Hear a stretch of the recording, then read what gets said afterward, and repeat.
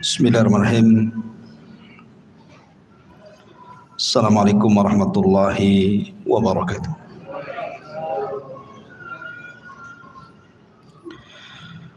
Alhamdulillah wassalatu wassalamu ala Rasulillah wa ala alihi wa sahbihi wa mawalah wa la hawla wa la quwwata illa billahi wa ba'du. Alhamdulillah, di malam hari ini kembali kita bisa duduk di Masjid Muhajirin.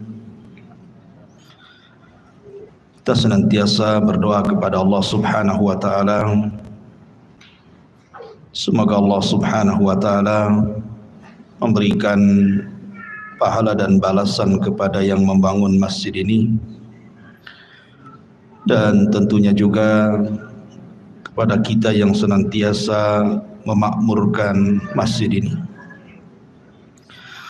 Salawat dan salam kita hadiahkan kepada Rasul kita Nabi besar Muhammad sallallahu alaihi wa ala alihi wasallam. Pembahasan di malam hari ini kita akan membahas biasa tafsir Al-Quran, tapi malam ini kita akan khususkan membahas tentang perkara penting, tentang kaedah-kaedah berkaitan dengan ketaatan kita kepada para penguasa. Karena ketika orang tidak paham bagaimana kaidah ahli sunnah wal jamaah tentang pentingnya taat kepada pemerintah atau penguasa, akhirnya sebagian mereka kemudian melakukan mudhahar, demonstrasi yang kemudian mengarah kepada bagaimana menghancurkan pemerintah, berawal dari mimbar-mimbar, orasi-orasi, dan berakhir dengan kekacauan di mana-mana. Artinya permasalahan ini permasalahan besar, karena menyangkut maslahat bangsa dan juga negara, menyangkut maslahat manusia dan seluruh makhluk yang tinggal di bumi. Ketika saya membahas masalah ini, bukan berarti ditujukan kepada pemerintah tertentu, tidak. Kita tidak sedang membicarakan Pak Jokowi sebagai presiden kita, atau kepada pemimpin-pemimpin dunia lainnya. Karena apabila kita menyenggol permasalahan masalah-masalah seperti ini, terkadang ada orang-orang yang tidak suka, seolah-olah kita dianggap sebagai corong-corong pemerintah. Pembahasan ketaatan kepada para pemimpin ini sudah dibahas Al-Quran sebelum ada pemimpin, sebelum ada yang namanya pemimpin dan rakyat, sebelum ada negara, bahkan sebelum ada bumi sekalipun. Pembahasan ketaatan kepada pemerintah ini sudah dibahas oleh Allah dalam Al-Quran. Karena Al-Quran itu,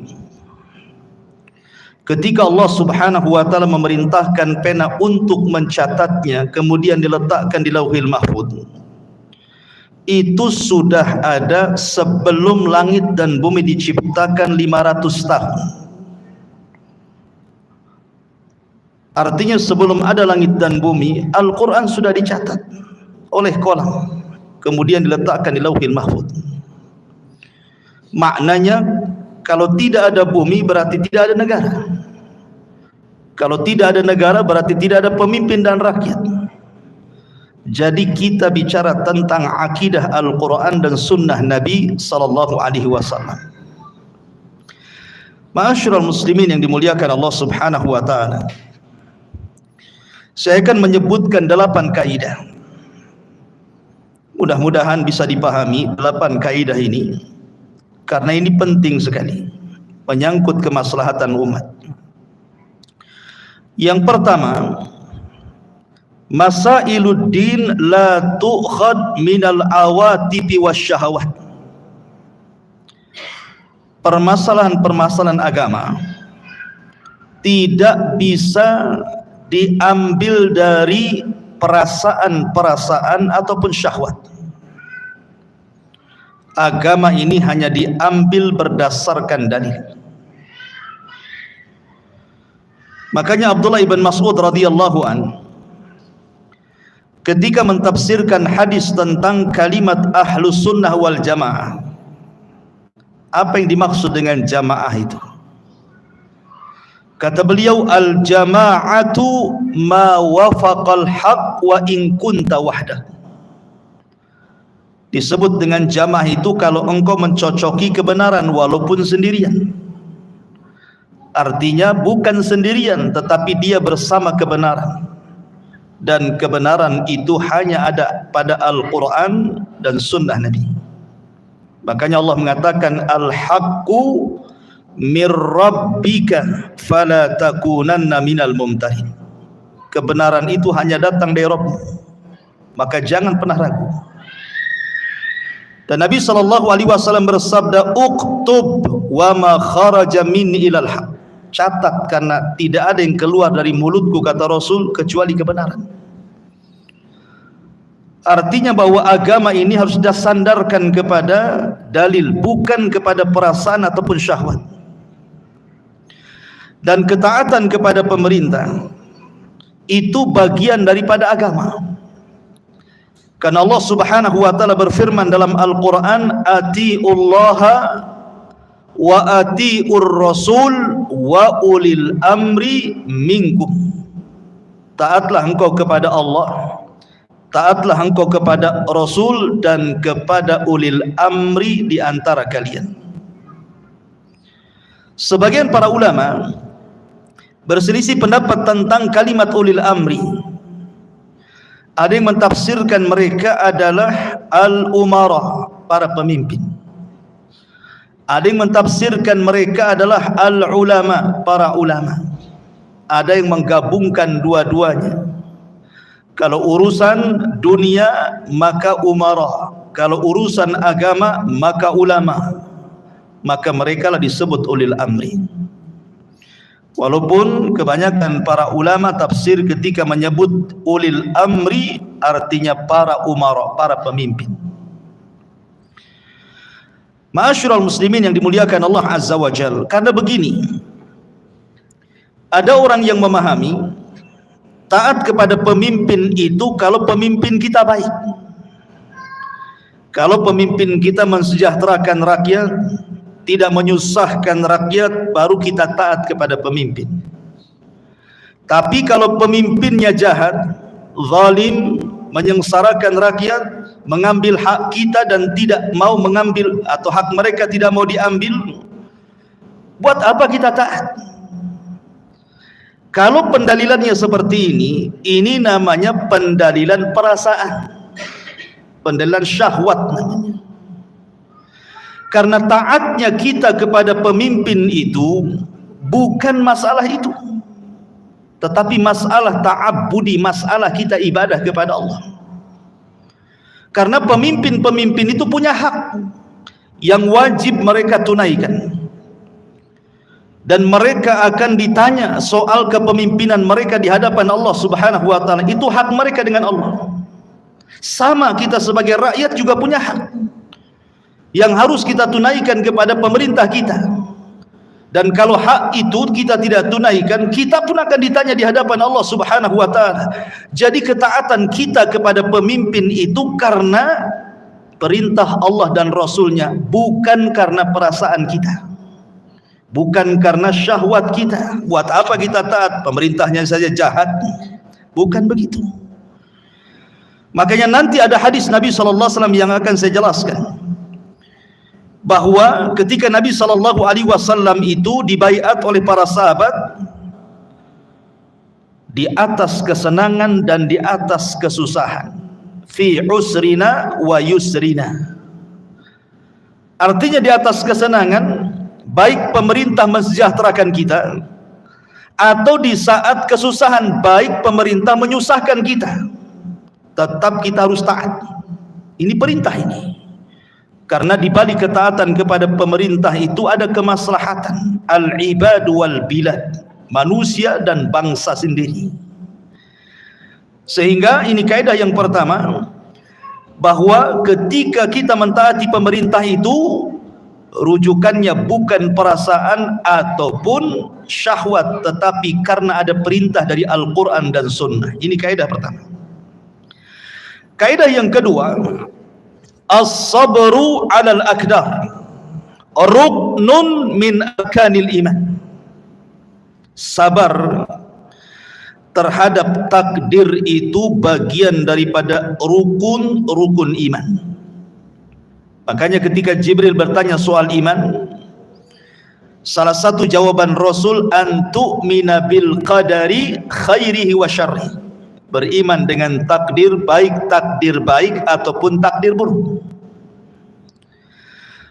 Dan sabar itu, kata Ali bin Abi Thalib radhiyallahu an, bimanzilatir ra'si 'alal jasad. Kedudukan sabar di dalam agama ini sama dengan kedudukan kepala dengan badan kita. Kalau seandainya badan tanpa kepala, hidup orang tidak akan hidup. Artinya kalau iman tanpa sabar tidak dinyatakan mukmin. Belum dikatakan beriman kalau dia tidak sabar dengan takdir. Sama dengan jasad tanpa kepala. Buat apa jasad kalau tidak ada kepalanya? Maka iman tanpa sabar pun tidak ada gunanya. Kenapa saya kaitkan kaidah sabar dalam pembahasan at-ta'atu liwulatil umur, ketaatan kepada pemerintah? Karena ada hadis Nabi SAW yang disebutkan dari Anas bin Malik radhiyallahu an. Kata Anas bin Malik radhiyallahu an, fashakauna ilaihi ma nalqa minal hajjaj. Ada seorang yang bernama Zubair ibn Adi radhiyallahu an datang kepada Anas ibn Malik radhiyallahu an dan mengatakan, kami mengadukan apa yang dilakukan oleh Hajjaj ibn Yusuf As-Saqafi. Itu penguasa zalim. Bukan hanya ratusan, ribuan nyawa dibantai dia. Bukan hanya nyawa para tabi'in, para sahabat dibantai dia. Itu Hajjaj ibn Yusuf As-Saqafi itu. Jadi Zubair ibn Adi ini datang kepada Anas bin Malik mengadukan soal persoalan Hajjaj ini. Kita dipimpin penguasa zalim nih, mudah menumpahkan darah. Faqala, maka Anas bin Malik mengatakan apa? Isbiru, sabar kalian. Isbiru, fa innahu la ya'ti zamanun illa walladhi ba'dahu syarru minhu hatta talqau rabbakum. Sabarlah kalian, karena tidak akan ada zaman melainkan setelahnya lebih buruk dibandingkan sebelumnya, sampai kalian berjumpa dengan Rabb kalian. Sami'tuhu min nabiyyikum sallallahu alaihi wasallam, begitulah yang aku dengar dari nabi kalian. Jadi di sini lihat, padahal penguasanya Hajjaj, raja zalim, tapi Anas bin Malik menasihati, isbiru, sabar. Sabar. Dan itu semakna dengan hadis Ubadah bin Samit radhiyallahu anhu. Da'ana Rasulullah sallallahu alaihi wasallam fabaya'nahu fakana fima akhadha alaina an bay'na ala sam'i wa ta'ati fi manshatina wa makrahina wa usrina wa yusrina wa atharatin alaina wa alla nunazi'al amra ahlah qala illa an taraw kufran bawahan indakum minallahi fihi burhan.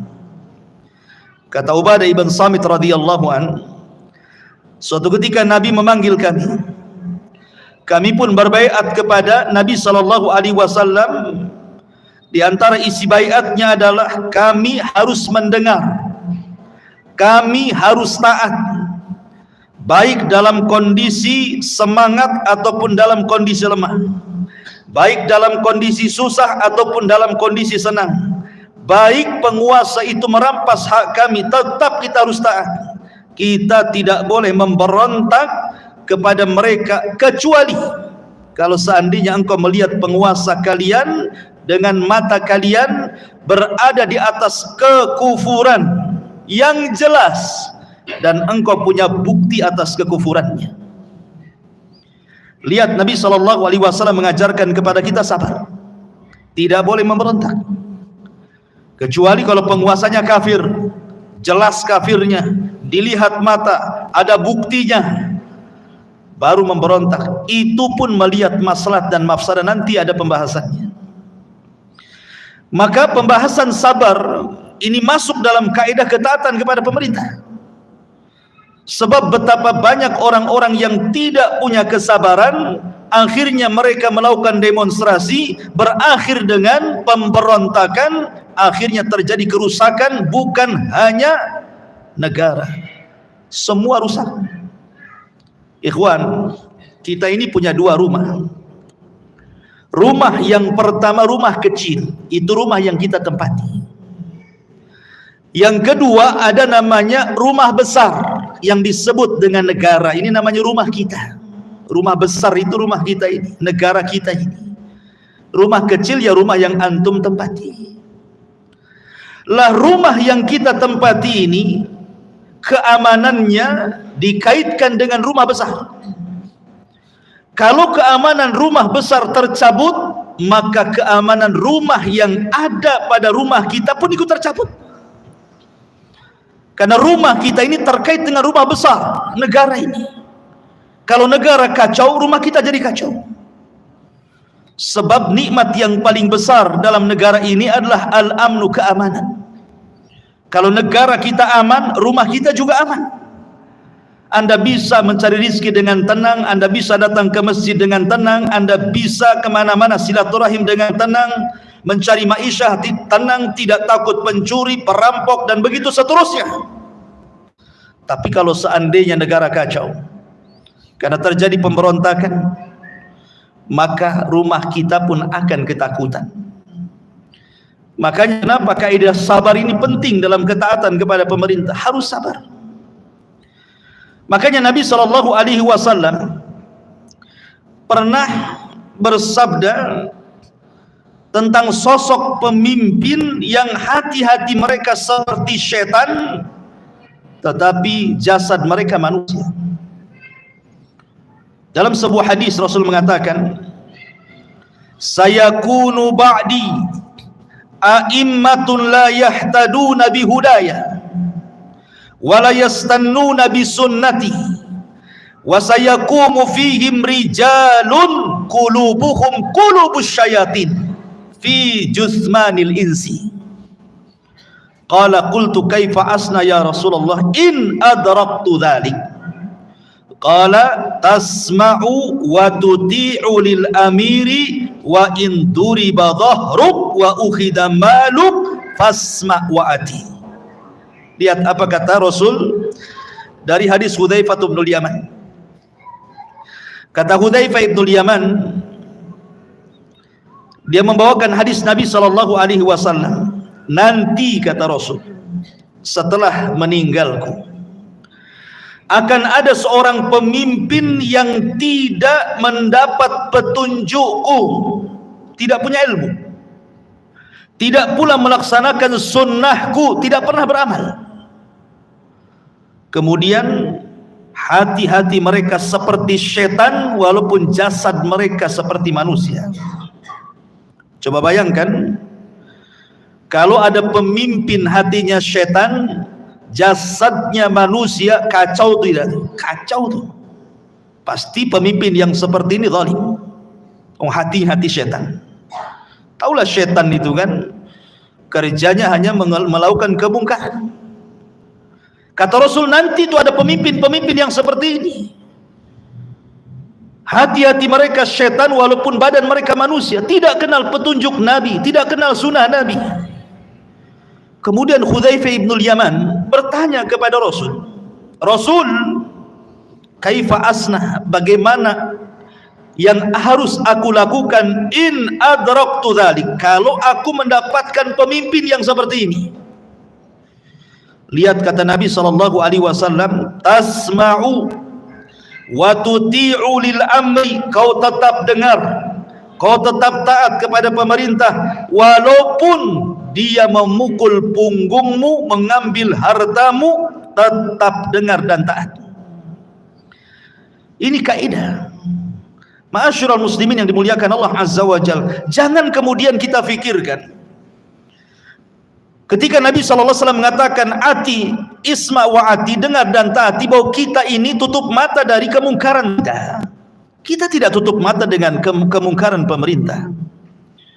Apalagi pemerintah di zaman sekarang kan beda dengan pemerintah di zaman Abu Bakar, Umar, Utsman dan juga para khulafaur rasyidin. Berbeda di zaman Mulkun Wahmah, Bani Umayyah, Bani Abbasiyah.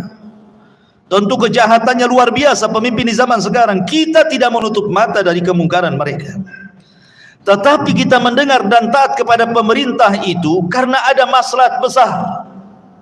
Maslahat besar ini bicara soal darah, bicara soal kerusakan. Karena betapa banyak orang yang tidak mendengar kepada pemerintah, tidak taat kepada pemerintah, kemudian melakukan demonstrasi, kemudian melakukan pemberontakan, kemudian menghancurkan negara. Lihat di berita hari ini, seperti negara mana itu yang presidennya lari, rumahnya pula sampai didatangnya Sri Lanka. Nah, lihat, kacau kan? Kacau balau tuh. Kacau luar biasa. Kalau sampai kemudian pemimpin itu tidak ada, ingat, subhanallah ya, kuasa Allah, bahkan ini rahmat dari Allah subhanahu wa ta'ala. Keamanan seluruh negeri itu ditentukan oleh satu orang. Coba bayangkan, negeri sebesar Indonesia, contoh Indonesia, negeri kita, itu keamanan ditentukan satu orang yang disebut dengan presiden. Satu orang saja bisa mengamankan satu negara. Ini rahmat dari Allah kan? Kalau seandainya satu orang ini sampai dijatuhkan, hilang keamanan. Walaupun tentaranya kuat-kuat, walaupun bangsa itu punya ribuan jutaan tentara, walaupun bangsa itu punya persenjataan nuklir ribuan sekalipun, walaupun orangnya banyak, walaupun bangsanya itu penuh dengan kemewahan, penuh dengan keindahan, kalau pemimpin yang satu itu jatuh, percuma itu, hilang keamanan. Ma'asyiral muslimin, makanya kita lihat coba negara-negara yang kemudian diberontak sampai kemudian pemimpinnya dibunuh. Kan banyak tuh di berita-berita kayak Suriah ataupun Libya dulu kan gitu, atau Yaman, pemimpinnya sampai dijatuhkan, dibunuh. Kacau di mana-mana. Orang takut. Akhirnya sampai kemudian memberlakukan jam malam. Karena takut kalau seandainya ada pencuri, diberlakukan jam malam tuh. Coba bayangkan sampai mencekam tuh. Begitulah kalau seandainya yang satu orang ini sampai tumbang semua keamanan. Makanya kaidah yang kedua penting yang disebut dengan as-sabru 'alal aqdar, sabar. Sabar, karena sabar itu dapat pahala. Kemudian kaidah, karena begini ikhwan, kalau seandainya Allah Subhanahu wa taala mengirim kepada kita pemerintah yang zalim, atau kepada sebuah negeri negara manapun tanpa mengkhususkan negeri kita. Dan negara itu negara muslim. Diutus kepada mereka pemerintah yang zalim, pemimpin yang zalim. Sesungguhnya ini bagian daripada azab Allah. Ingat, Allah ketika mengadab sebuah negeri, salah satu bentuk azabnya adalah dikirim para penguasa zalim. Saya contohkan sebuah hadis. Nabi SAW bersabda, "Ya ma'syaral muhajirin, hisalun khamsun idza btulitum bihinna wa a'udzu billahi an tudrikuhun." Wahai orang-orang muhajirin, kata Rasul, 5 perkara kalau sampai menimpa kalian, aku berlindung kepada Allah, jangan sampai menimpa kalian. Kata Nabi SAW, "Lam tadharil fahishatu fi qaumin qad hatta yu'linu biha illa fasha fihimut ta'un wal auja allati lam takun madat fi aslafihimul ladzina madaw." Kalau al-fahisyah, perzinahan, homoseksual, lesbi, atau yang semacamnya sudah dilakukan terang-terangan oleh sebuah kaum, maka akan dikirim kepada mereka penyakit taun dan penyakit-penyakit yang belum pernah terjadi sebelumnya. Kemudian yang kedua, walam yanqusul mikyala wal mizan illa ukhidhu bis sinin wa syiddatil maunati wa jawri sultani alaihim. Di sini syahidnya. Kata Nabi SAW, jikalau masyarakat dalam sebuah negara itu sudah mulai curang dalam berniaga, berekonomi, berbisnis, mereka mengurang-urang timbangan, mengurang-urang takaran. Lihat, dosanya 1 tapi azabnya 3. Dosanya 1 saja, curang dalam dagang, mengurang timbangan, mengurang meteran, mengurang takaran, atau dengan bahasa lain curang dalam berdagang. Itu 1 kesalahannya, tapi lihat azabnya 3. Yang pertama, kata Nabi SAW, ukhidu bis sinin, akan dikuasakan kepada mereka pacaklik yang berkepanjangan. Kemudian yang kedua, syiddatul mauna, susah ekonomi, susah cari nafkah, susah cari kerja. Dan ini syahidnya, wa jawri sultani alaihim, dikirim kepada mereka para penguasa zalim. Dikirim kepada mereka para penguasa zalim. Dari sini menunjukkan bahwa kalau ada penguasa zalim di sebuah negara, maka itu bagian daripada azab. Salah satu penyebabnya adalah karena manusia tidak bermuamalah dengan baik ketika berniaga, suka bercurang, mengurang timbangan, takaran, meteran, menipu, ghibah, riba, zalim, dan yang lainnya.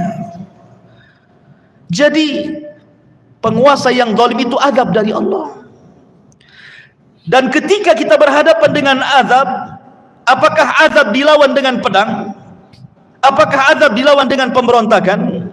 Apakah azab dilawan dengan mudzaharah? Azab itu hanya bisa dilawan dengan istighfar dan sabar.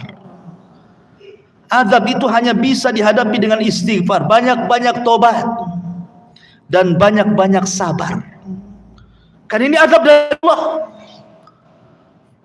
Jangan sampai kemudian mendatangkan kerusakan yang lebih besar yang sudah ada kerusakan sebelumnya. Iya, memang sekarang rusak, tapi jangan dibuat lebih rusak lagi.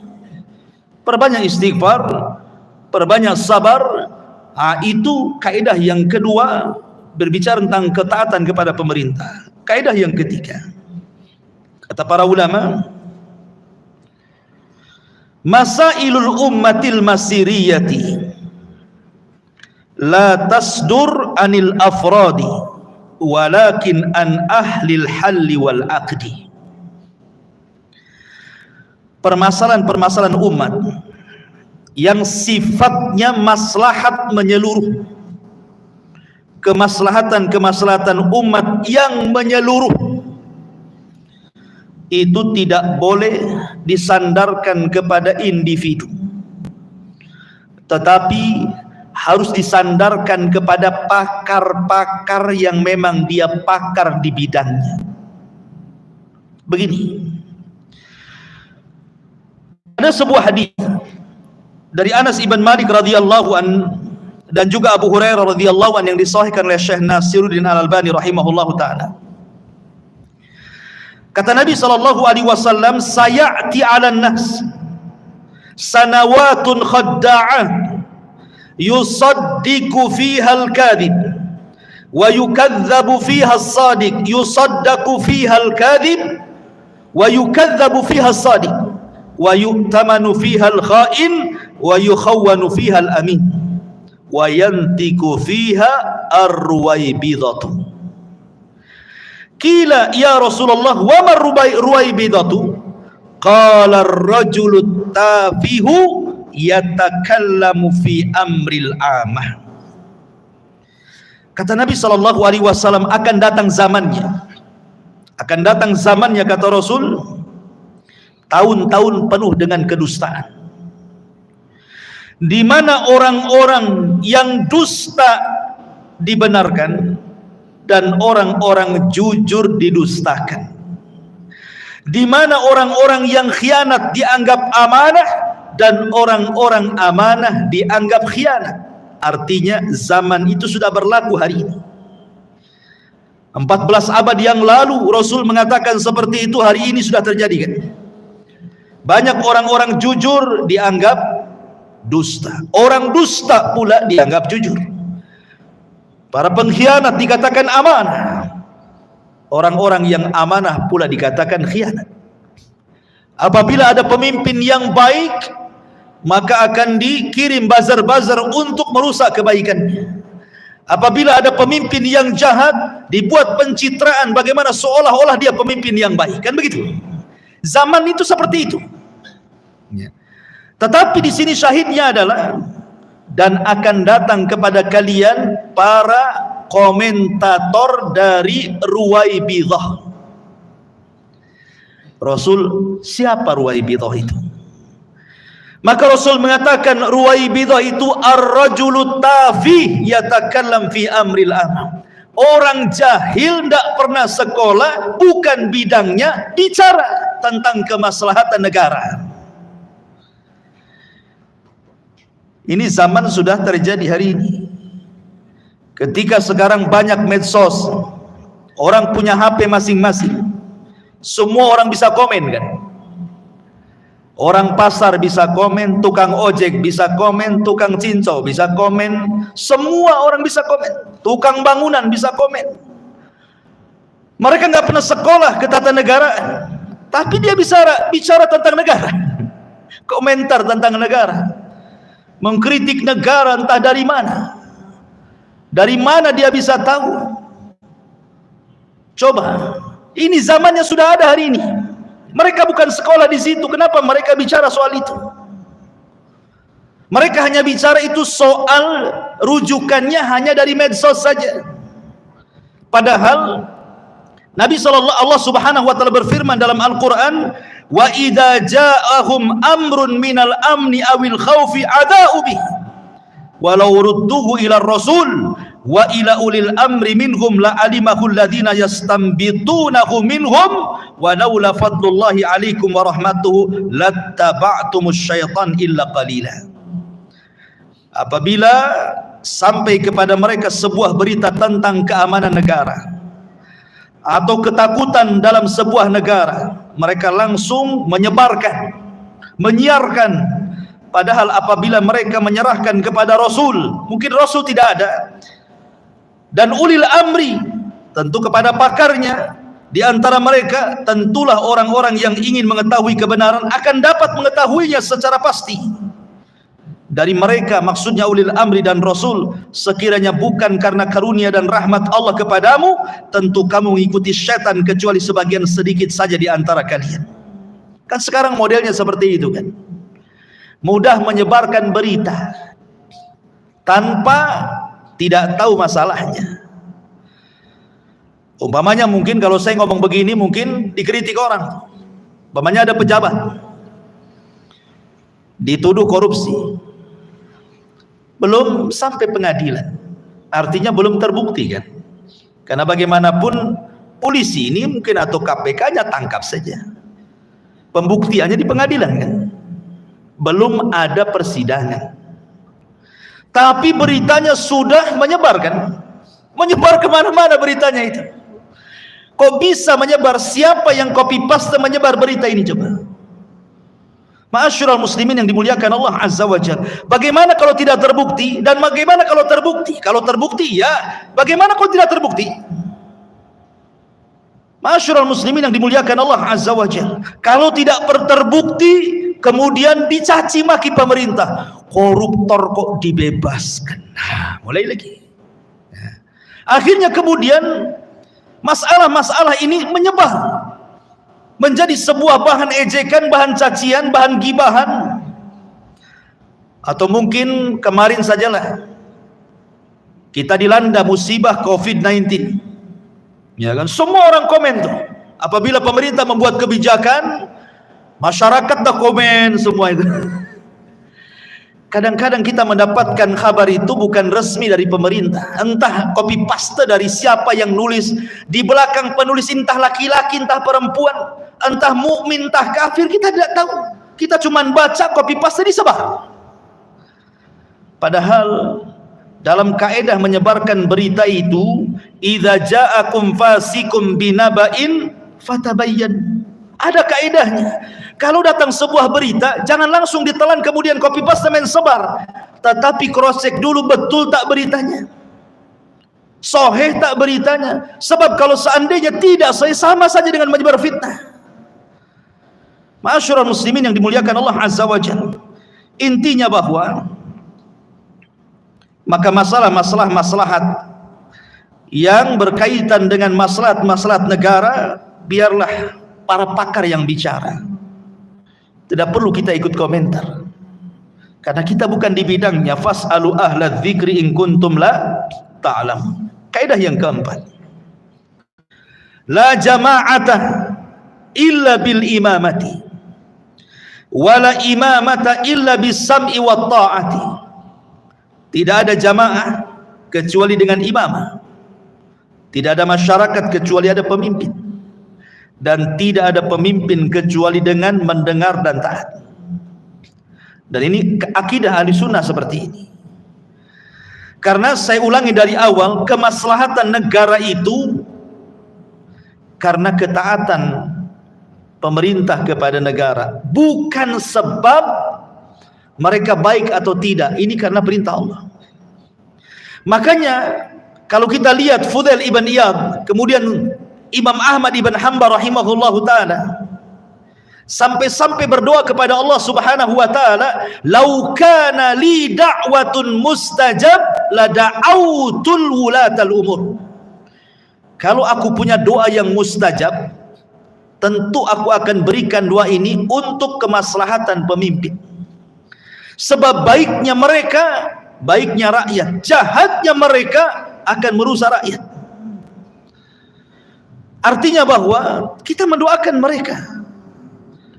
Ma'asyiral muslimin yang dimuliakan Allah subhanahu wa ta'ala, karena mencaci maki pemerintah itu tidak ada gunanya, tetapi mendoakan hidayah kepada mereka. Allahumma wafiq li umuril mu'minin. Ya Allah, berikan taufik kepada mereka. Ya Allah, berikan hidayah kepada mereka. Ya Allah, sadarkan mereka. Ketika mereka diberikan kesadaran dan hidayah oleh Allah, baiknya mereka juga, baiknya rakyatnya.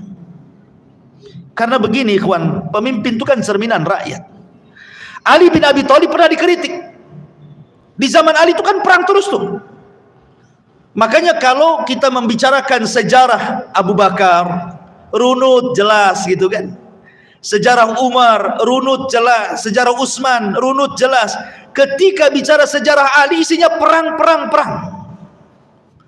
Kan di zaman Ali itu kan perang terus tuh. Perang Siffin di zaman Ali, perang Jamal di zaman Ali, pemberontakan sana sini Khawarij di zaman Ali. Sampai wafat Ali itu ceritanya perang. Kalau bicara sejarah Ali itu cerita perang saja. Sehingga kemudian ada orang datang kepada Ali, "Ya Ali, kok di zaman kamu rusuh? Berbeda dengan di zaman Abu Bakar dan Umar. Apa bedanya?" Lihat jawaban Ali radhiyallahu an. Kata Ali radhiyallahu an, "Iya, di zaman Abu Bakar dan Umar kayak aku ini rakyatnya. Aku ini rakyatnya. Abu Bakar dan Umar itu pemimpinnya, makanya tidak rusuh. Di zaman saya, aku pemimpinnya, model kalian rakyatnya, makanya rusuh." Lihat jawaban Ali radhiyallahu an. Ya. Kata Ali radhiyallahu an, "Di zamanku rusuh iya karena rakyatnya model kalian. Kalau seandainya rakyatnya model aku," kata Ali radhiyallahu an, "nggak akan rusuh." Makanya di zaman Abu Bakar, Umar, Utsman nggak ada rusuh, nggak ada peperangan. Menunjukkan bahwa Ali ingin mengatakan bahwa karena model kalian wajar terjadi seperti ini. Wa kadzalika nuwalli ba'dadh-dhalimina ba'dha. Begitulah kami jadikan para pemimpin-pemimpin yang zalim karena rakyatnya zalim. Karena miniatur negara itu rakyat. Cerminan sebuah penguasa itu rakyat. Kalau rakyatnya baik, tidak mungkin memilih pemimpin yang jahat. Kalau rakyatnya semua sholat, tidak mungkin memilih pemimpin yang tidak sholat. Kalau rakyatnya semua jujur, tidak mungkin memilih pemimpin khianat. Kalau rakyatnya semuanya amanah, semuanya baik, tidak mungkin memilih raja-raja, penguasa-penguasa yang jahat-jahat, mustahil. Tapi kalau rakyatnya jahat, wajar pemimpinnya jahat. Siapa yang memilih pemimpin? Rakyat kan? Apalagi model negeri kita ini menggunakan demokrasi. Tidak seperti di zaman baheula gitu ya, di zaman dulu. Sehingga yang namanya sistem demokrasi itu tidak dibedakan orang pandai dengan orang bodoh, tetap aja satu suara. Anda masuk nih, profesor masuk ke kotak suara. Kemudian ada orang nggak sekolah TK pun dah hatam masuk juga ke kotak suara, tetap aja dihitung satu, sehingga tidak dibedakan. Padahal sebenarnya pemilihan penguasa dalam Islam itu bukan tugas rakyat, itu tugas orang-orang cerdas. Al-hallu wal aqli, biarlah mereka yang berkumpul, orang-orang cerdas itu baru memilih. Tapi memang kondisi negara kita seperti itu, mau diapakan kan begitu. Sehingga jangan salahkan kemudian, atau jangan terlampau menuntut lebih kepada penguasa kalau seandainya kita sebagai rakyat itu juga tidak sebagaimana yang kita kehendaki. Artinya begini, kalau kita maling, jangan pula ngomong sama presiden, jangan maling. Maling kok teriak maling, ini gimana ceritanya? Ya. Artinya ma'asyiral muslimin yang dimuliakan Allah Azza wa Jalla, maka kembali kepada kaidah yang keempat, tidak ada jamaah kecuali dengan imam, tidak ada imam kecuali bis-sam'i wa ta'ah. Kemudian yang kelima, la ta'ata li makhluqin fi maksiatil khaliq. Kaidah kelima, tidak ada ketaatan kepada makhluk dalam rangka bermaksiat kepada Allah. Nabi SAW bersabda, ta'atul imam haqqun 'alal mar'il muslimi ma lam ya'mur bi maksiatillah. Fa idza umira bi maksiatillah fala ta'ata lahu. Ketaatan imam adalah hak kepada siapapun dari rakyat muslim. Maka kalau seandainya pemerintah tidak menyuruh bermaksiat kepada Allah, tapi kalau seandainya mereka menyuruh kita bermaksiat, jangan taat. La ta'ata li makhluq fi maksiatil khaliq. Artinya kalau seandainya, dan ini kaidah umum, bukan hanya masalah pemerintah saja, siapapun menjadi pemimpin, termasuk pemimpin terkecil lah, seorang bapak dalam keluarganya, memerintahkan sesuatu kepada istrinya yang mungkar, istri tidak boleh taat. Memerintahkan anaknya untuk minum khamar, anak nggak boleh taat. Begitu juga pemerintah, kalau memerintahkan kemungkaran, kemaksiatan, jangan taat. Kemudian muncul jelas-jelas sebuah pemerintah ini umpamanya zalim. Yang namanya pemerintah zalim, tentu kebijakan-kebijakannya juga penuh dengan kezaliman kan. Apa lantas kemudian kita diam melihat kemungkaran, melihat kezaliman? Bagaimana dengan hadis Nabi Rasul SAW mengatakan, man ra'a minkum mungkaran falyughayyir biyadihi, fa illam tastati fa bilisani, fa illam tastati fa biqalbi, wa dzalika adaful iman. Kalau kau lihat kemungkaran maka cegah dengan tangan, tidak bisa dengan lisan, tidak bisa dengan hati, walaupun selemah-lemahnya iman. Ikhwan, kembali ke kaidah pertama, tetap kita harus sabar. Kita tidak boleh memberontak walaupun pemerintah kita jelas-jelas melakukan kemungkaran. Sekali lagi, bukan kita tutup mata dari kemungkaran, tidak, tapi di belakang pemberontakan itu ada darah masalahnya. Terkadang yang memberontak itu mungkin mahasiswa atau orang-orang tertentu, tidak terlibat semuanya. Bahkan mungkin orang-orang yang ada di desa itu tidak tahu menau. Mereka ibadah dengan tenang, cari rezeki dengan tenang, tahu-tahu di ibu kota sibuklah orang-orang itu menjatuhkan pemerintah. Rupanya betul-betul jatuh ke iman, kemudian keamanan terrobek, akhirnya hukum di mana-mana tidak berlaku, kemudian kerusuhan di mana-mana, terimbas pula ke orang-orang yang tidak tahu menau. Coba, berarti Anda telah melakukan dosa kepada mereka. Ya, ma'asyiral muslimin yang dimuliakan Allah Subhanahu wa taala. Maka tetap kita taat kepada pemerintah, tetapi soal ketaatan yang ma'ruf, bukan yang mungkar. Kalau mungkar jangan ditaati. Ma'asyiral muslimin yang dimuliakan Allah Subhanahu wa taala, yang keenam ini yang paling penting. Al-alaqatu baina sultani wa ra'iyati laysat alaqatan muawadatan bal alaqatun ta'budullah azza wa jalla. Hubungan penguasa dengan rakyat atau rakyat dengan penguasa bukan hubungan kait barter, bukan. Hubungan penguasa dengan rakyat sebaliknya itu bukan hubung kait barter. Kalau Anda baik, saya baik. Kalau Anda jahat, saya jahat. Bukan begitu. Ya. Kalau Anda memakmurkan kami, kami taat kepada Anda. Kalau Anda menyengsarakan kami berontak kepada Anda. Bukan itu. Ya. Bukan kaidahnya di sini, bukan. Tetapi hubungan antara penguasa dengan rakyat atau rakyat dengan penguasa itu murni ta'abbudi, murni urusan ibadah. Makanya saya sudah singgung di awal bahwa pemerintah itu punya hak. Mereka akan ditanya di hadapan Allah Subhanahu wa taala. Contoh, Nabi SAW mengatakan, kullukum ra'in wa kullukum mas'ul an ra'iyati. Kalian jadi pemimpin dan kalian akan ditanya atas kepemimpinan kalian.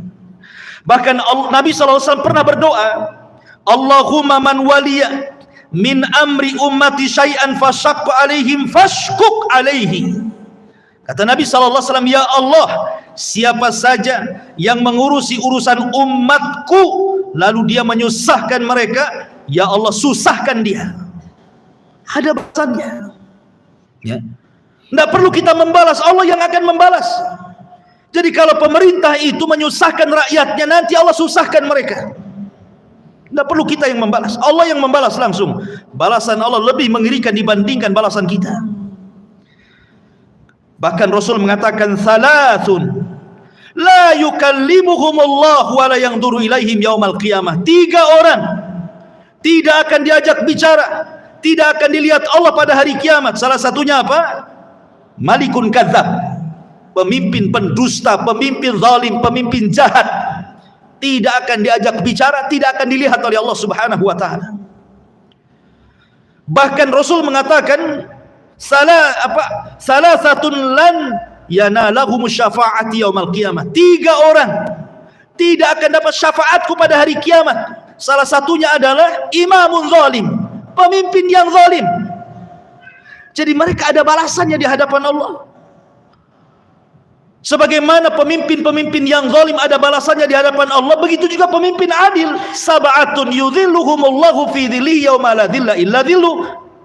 7 golongan yang akan mendapatkan naungan di hari yang tidak ada naungan kecuali naungan Allah. Salah satunya imamun adil, imam yang adil, imam yang baik. Jelas mereka akan ada balasannya. Kalau mereka melaksanakan hak-haknya, itu semua karena Allah Subhanahu wa taala, bukan karena rakyatnya. Mereka melaksanakan hak itu karena perintah. Siapa yang memerintahkan? Allah dan Rasulnya. Kalau tidak dilaksanakan, datang ancaman kepada mereka. Kita sebagai rakyatnya juga sama. Ketika kita melaksanakan hak-hak kita kepada pemerintah, kita wajib taat, kita wajib mendengar. Itu bukan karena muawadhah, bukan karena barter, karena pemerintah baik saya akan baik, kalau pemerintah jahat saya nggak akan jahat. Bukan soal itu, tapi ini soal perintah. Allah yang merintahkan kita taat dan juga mendengar. Wa in jaru wa in dzalamu, kata Rasul, walaupun pemerintah zalim, walaupun pemerintah jahat, tetap taat. Ikhwan, kalau saya boleh bagi, pemimpin itu ada 3 macam. Ada yang disebut pemimpin muslim adil, yang kedua fasik zalim, yang ketiga kafir. Pemimpin itu ada 3 jenis pemimpin. Pemimpin yang pertama pemimpin adil, pemimpin yang kedua pemimpin fasik zalim, pemimpin yang ketiga pemimpin kafir. Kita rinci. Kalau seandainya kita dihadapkan dengan pemimpin yang adil, yang muslim lagi adil, kemudian kita melakukan pemberontakan, haram biijma'il ulama. Berdasarkan nas Al-Quran dan Sunnah dan konsensus para ulama, haram, tidak boleh memberontak kepada pemimpin adil. Saya contohkan di zaman Utsman ibn Affan radhiyallahu an, pemimpin yang sangat adil, khulafaur rasyidin, dijanjikan masuk surga. Datang para pemberontak Sabaiyah, dipimpin Abdullah ibn Sabah, memberontak, memaksa untuk Utsman turun dari jabatannya. Tapi Utsman teringat Nabi SAW bersabda, wahai Utsman, engkau akan dipakaikan baju pemerintahan. Kalau ada orang yang hendak mencabut bajumu, jangan kau lepas, karena itu akan jadi permainan. Sebab kalau seandainya setiap pemimpin di demo kemudian diberontak, suruh lepas, nanti datang pemimpin yang baru digitukan lagi, lepas lagi, sampai kapan? Jadi permainan jadinya. Ya. Maka Rasul jangan lepas. Maka Utsman pertahankan sampai akhirnya dibunuh oleh para pemberontak. Maka mereka para pemberontak disebut Khawarij, firqah yang sesat, yang Rasul katakan kilabu ahli nar, anjing-anjingnya neraka, kata Rasul. Mereka memberontak kepada Utsman ibn Affan radhiyallahu anhu.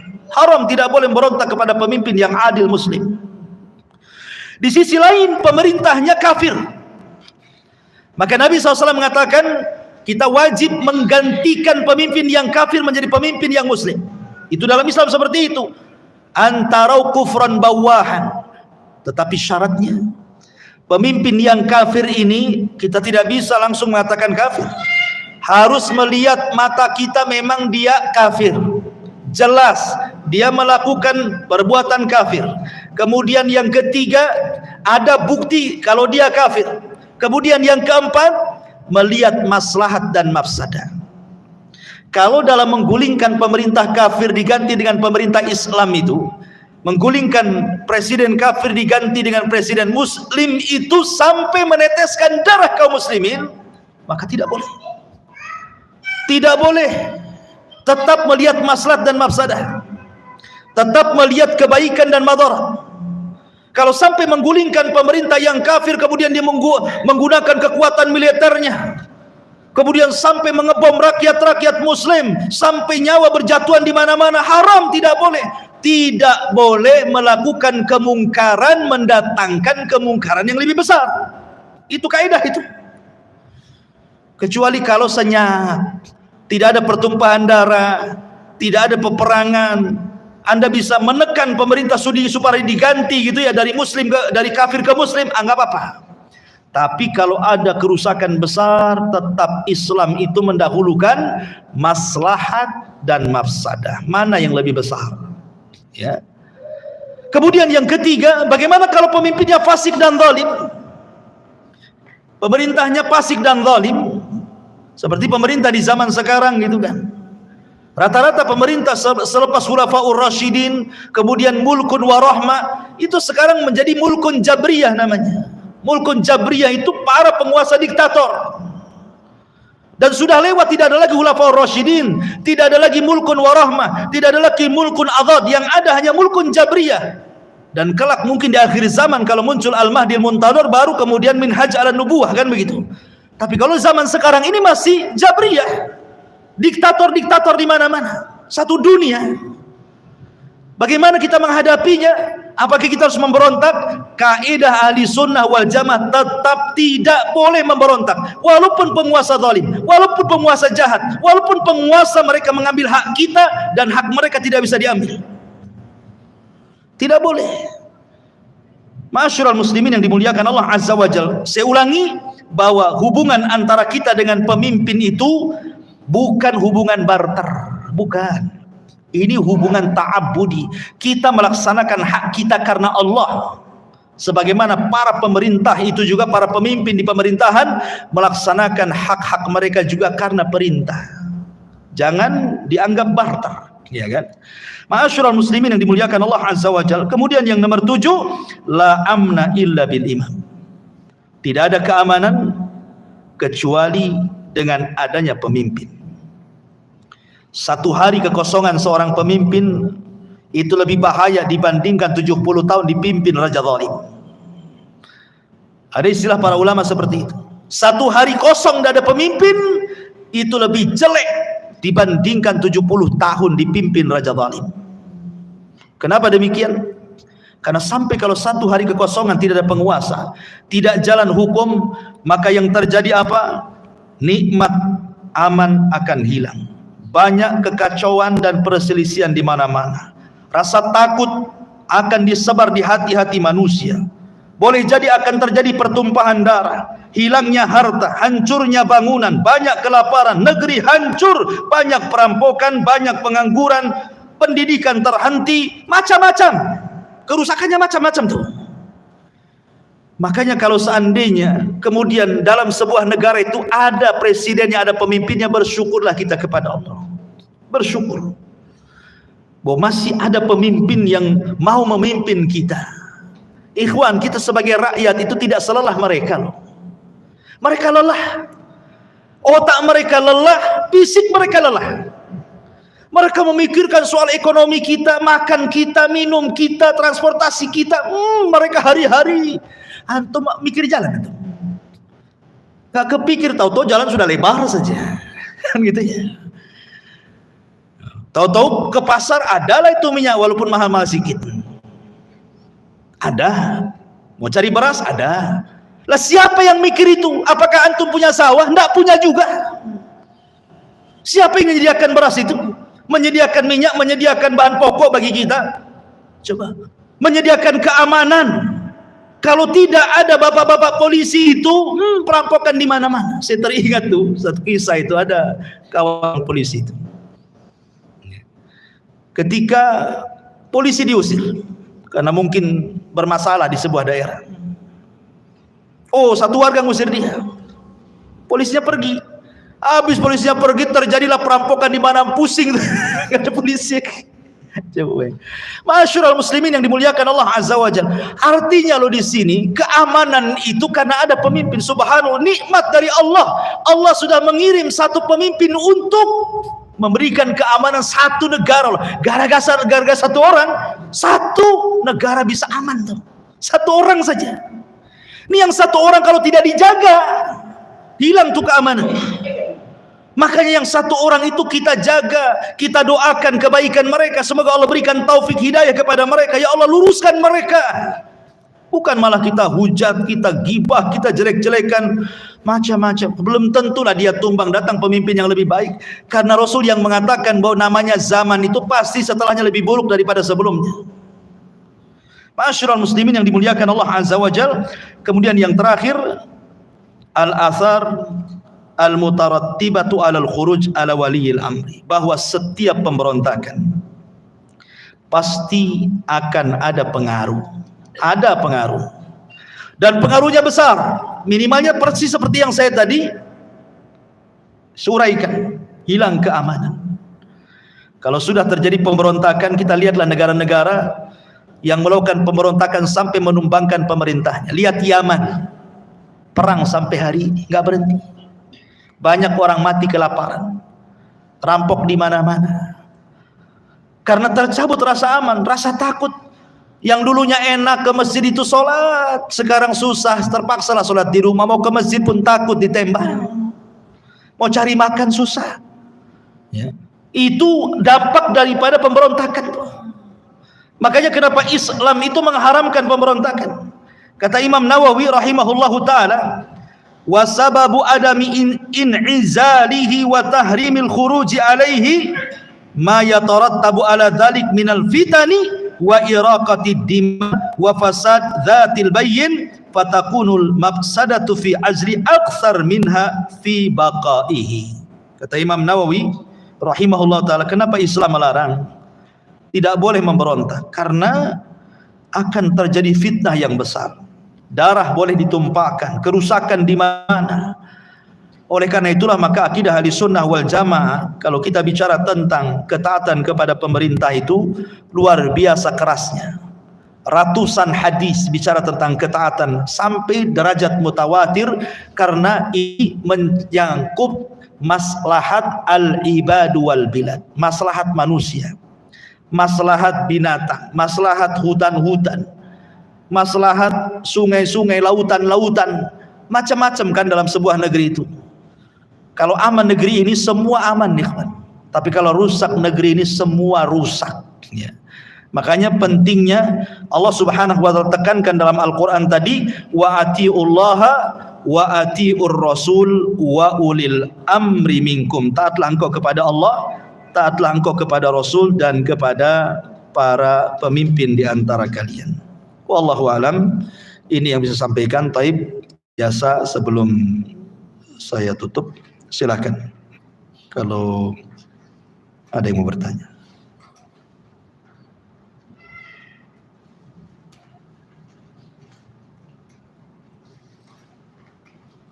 Taib, tidak ada, kita tutup. Subhanakal bihamdika asyhadu an la ilaha illa anta astaghfiruka. Assalamualaikum warahmatullahi wabarakatuh.